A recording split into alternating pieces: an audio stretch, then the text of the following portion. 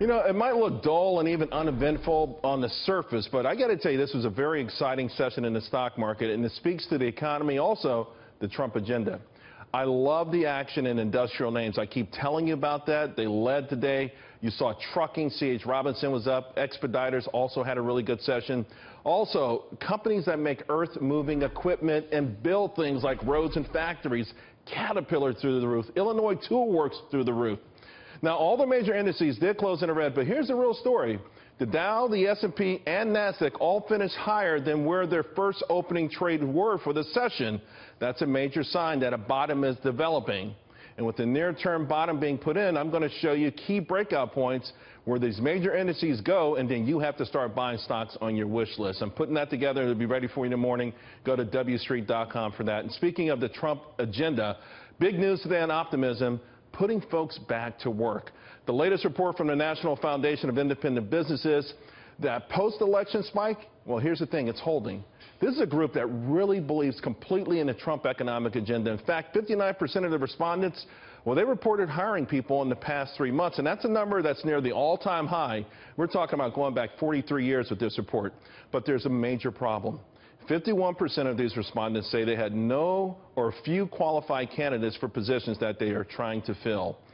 Only taxes, in fact, right now rank higher than quality of labor as the single most important problem for small businesses. In fact, it's an issue so critical, it was posed as a question to Janet Yellen yesterday, and we know today it was the focus of President Trump's press conference and executive order. We're talking about apprenticeships. Now, there's no doubt we need this. Maybe the only question is, how big should the role of government be?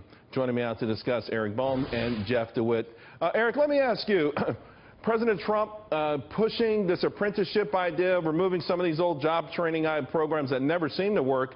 How far should the Trump administration go to help? Because it's obvious we've got 6 million job openings, we've got millions of people without a job, and they need these skills.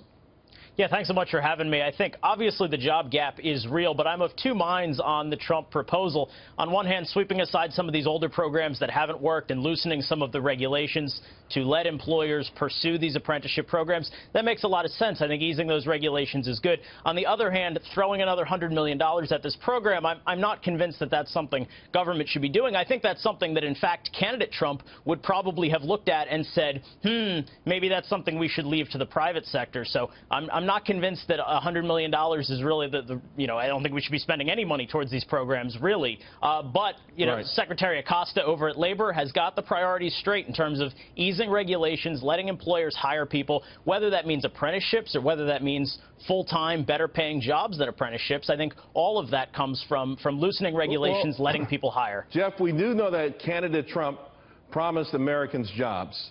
And we do know that the reason why Americans aren't working is that there's a skills gap. There's a lot of reasons for it, but it does exist.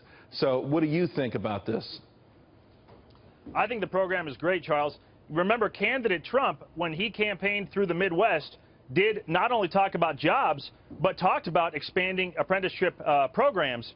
And this does direct the Department of Labor now to work with companies to expand the opportunities. It reduces the federal restrictions.